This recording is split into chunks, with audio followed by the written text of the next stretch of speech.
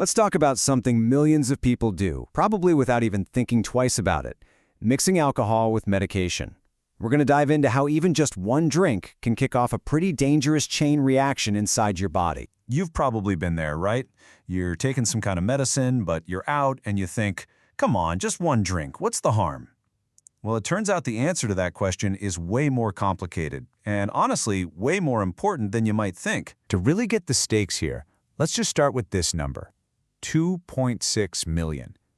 That's how many people died from alcohol-related causes in just 1 year. That's the baseline. That's before we even add the wild card of medication into the mix. And look, this isn't some fringe issue. Having a drink while you're on meds is super common, but it means that every single day, millions of people are creating this risky, invisible cocktail inside their own bodies, and most of them have no idea. Now, this is what's really crucial to understand. Most of us figure, okay, the danger is I might get a little drowsy or feel the alcohol more. But that's not the real problem. The real problem is a full-on chemical conflict, a battle happening at the biological level. So, to understand this chemical conflict, we have to look at how your body actually processes stuff. Because when you throw alcohol in there, the whole system can get completely and dangerously overwhelmed. Okay, it really comes down to two big ideas. Don't worry, the words are fancy, but the concept is simple. Pharmacokinetics is just how your body processes a drug, breaks it down and gets rid of it. Pharmacodynamics is what that drug does to your body. And alcohol? It doesn't just mess with one, it throws a huge wrench into both. The absolute best way to picture what's happening is to think of your liver as a super busy factory.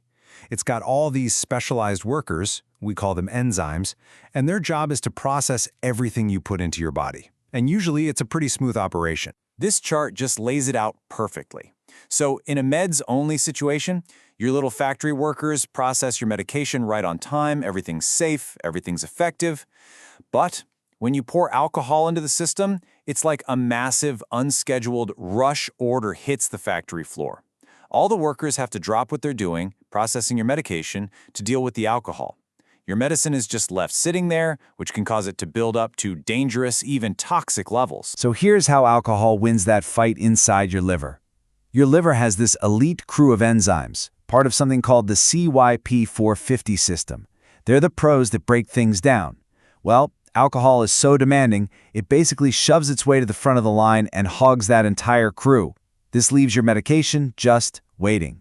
And while it's waiting, its concentration in your blood can climb way too high, or it can hang around for much longer than it's supposed to. Okay, so that's the general science. Now let's get into some really specific, high-stakes examples.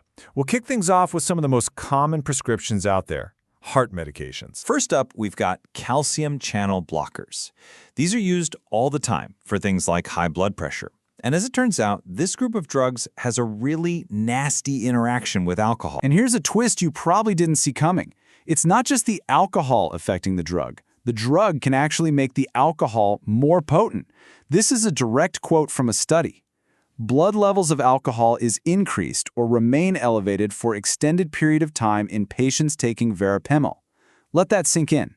Your heart medicine could make you get drunker and stay drunk longer off the exact same amount of alcohol. So, to sum it up for this class of drugs, if you're taking something like verapamil and you have a drink, you're risking not only getting way more intoxicated than you planned, but also something called hypotension, where your blood pressure drops so low it can make you super dizzy or even faint. All right, next up is another huge category: beta blockers. These are also used for blood pressure, but they're very often prescribed for things like anxiety too. Now with these, the problem is a little different. It's what we call an additive effect. See, both alcohol and beta blockers work as depressants on your central nervous system. So when you combine them, it's not like 1 + 1 = 2. It's more like 1 + 1 = 5. The effects get multiplied, leading to some serious dizziness, drowsiness, and making something like driving absolutely out of the question. Okay, we've talked about the heart. Let's pivot to the brain. Because when you're talking about medications that affect your central nervous system, the interactions with alcohol can be among the most severe. And one of the most famously dangerous combinations is alcohol and benzodiazepines. These are drugs commonly used for anxiety or seizures. Think Valium or Xanax. The warning from the medical sources on this is just stark.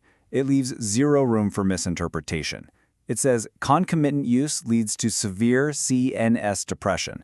In plain English, taking them together can literally shut down the part of your brain that keeps you breathing. It's an emergency waiting to happen. I mean, just look at this list of risks for a drug like diazepam.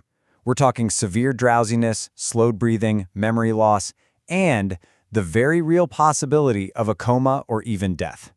There's no gray area here. This is one of the deadliest cocktails you can mix. Okay, that was a lot. And it's pretty scary. So the most important part of all this is, what can you actually do to stay safe? The good news is, it's pretty straightforward, and it puts all the power back in your hands. It really just comes down to these 4 things. First, know your meds. Not just the name on the bottle, but what kind of drug it is and what it's for.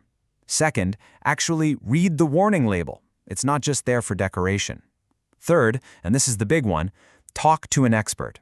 Ask your doctor or your pharmacist point blank, can I drink any alcohol with this? And finally, number 4, never ever assume. Your friend might have been fine, but your body chemistry is totally different from theirs. So at the end of the day, the takeaway is this. Your body is an incredibly complex chemical factory. A prescription is a very precise chemical instruction. And alcohol? It's a powerful, unpredictable chemical disruptor.